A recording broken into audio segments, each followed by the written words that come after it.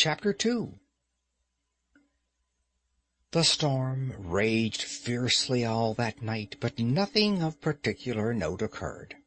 The next morning, however, when they came down to breakfast, they found the terrible stain of blood once again on the floor. "I don't think it can be the fault of the Paragon detergent," said Washington, "for I have tried it with everything. It must be the ghost." He accordingly rubbed out the stain a second time, but the second morning it appeared again. The third morning also it was there, though the library had been locked up at night by Mr. Otis himself, and the key carried upstairs. The whole family were now quite interested. Mr. Otis began to suspect that he had been too dogmatic in his denial of the existence of ghosts. Mrs. Otis expressed her intention of joining the Psychical Society, and Washington prepared a long letter to Messrs. Myers and Podmore on the subject of the permanence of sanguineous stains when connected with crime. That night all doubts about the objective existence of phantasmata were removed forever. The day had been warm and sunny, and in the cool of the evening the whole family went out to drive. They did not return home till 9 o'clock, when they had a light supper. The conversation in no way turned upon ghosts, so there were not even those primary conditions of receptive expectations which so often precede the presentation of psychical phenomena. The subjects discussed, as I have since learned from Mr. Otis, were merely such as form the ordinary conversation of cultured Americans of the better class, such as the immense superiority of Miss Fanny Devonport over Sarah Bernhardt as an actress, the difficulty of obtaining green corn, buckwheat cakes, and hominy even in the best English houses, the importance of Boston in the development of the world soul, the advantages of the baggage check system in railway traveling, and the sweetness of the New York accent as compared to the London drawl. No mention at all was made of the supernatural, nor of Sir Simon de Canterville alluded to in any way.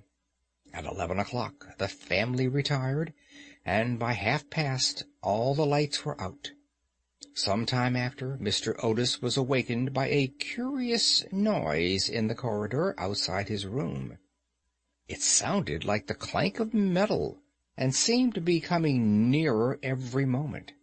He got up at once, struck a match, and looked at the time. It was exactly 1 o'clock. He was quite calm, and felt his pulse, which was not at all feverish.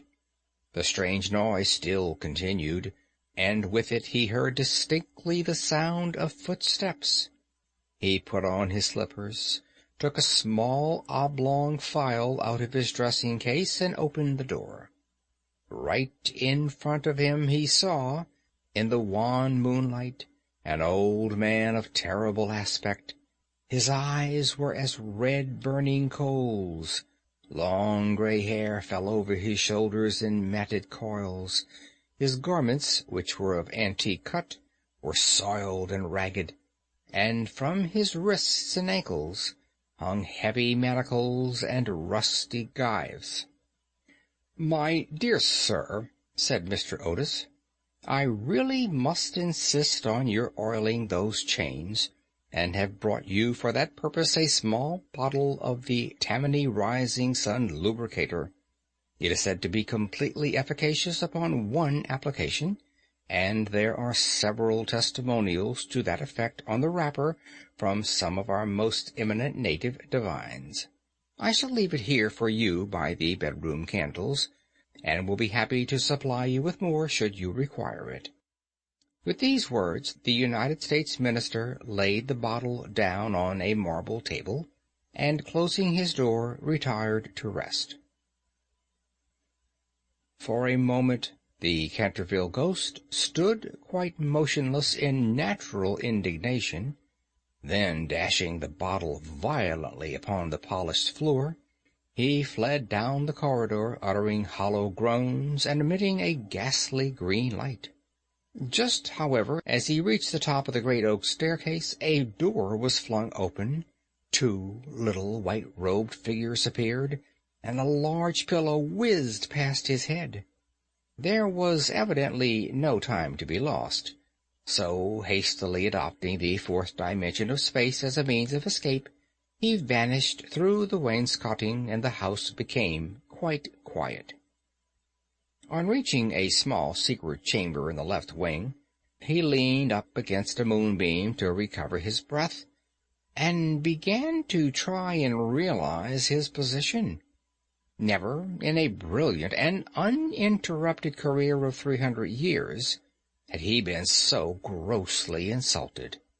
He thought of the Dowager Duchess, whom he had frightened into a fit as she stood before the glass in her lace and diamonds, of the 4 housemaids who had gone into hysterics when he merely grinned at them through the curtains on one of the spare bedrooms, of the rector of the parish, whose candle he had blown out as he was coming late one night from the library, and who had been under the care of Sir William Gull ever since, a perfect martyr to nervous disorders, and of old Madame de Tremouliac, who, having wakened up one morning early and seen a skeleton seated in an armchair by the fire reading her diary, had been confined to her bed for 6 weeks with an attack of brain fever, and on her recovery had become reconciled to the Church and broken off her connection with that notorious skeptic, Monsieur de Voltaire. He remembered the terrible night when the wicked Lord Canterville was found choking in his dressing-room with a knave of diamonds halfway down his throat, and confessed just before he died that he had cheated Charles James Fox out of £50,000 at Crockford's by means of that very card, and swore that the ghost had made him to swallow it. All his great achievements came back to him again, from the butler who had shot himself in the pantry because he had seen a green hand tapping at the window-pane, to the beautiful Lady Stutfield, who was always obliged to wear a black velvet band round her throat, to hide the mark of 5 fingers burnt upon her white skin, and who drowned herself at last in the carp pond at the end of the King's Walk.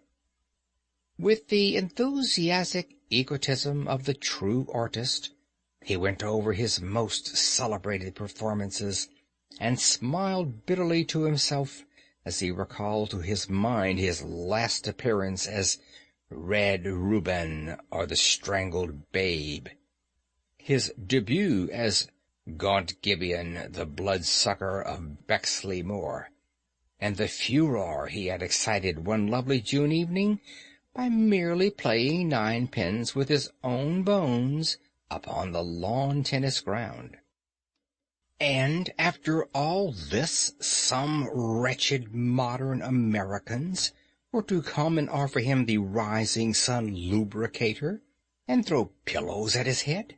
It was quite unbearable.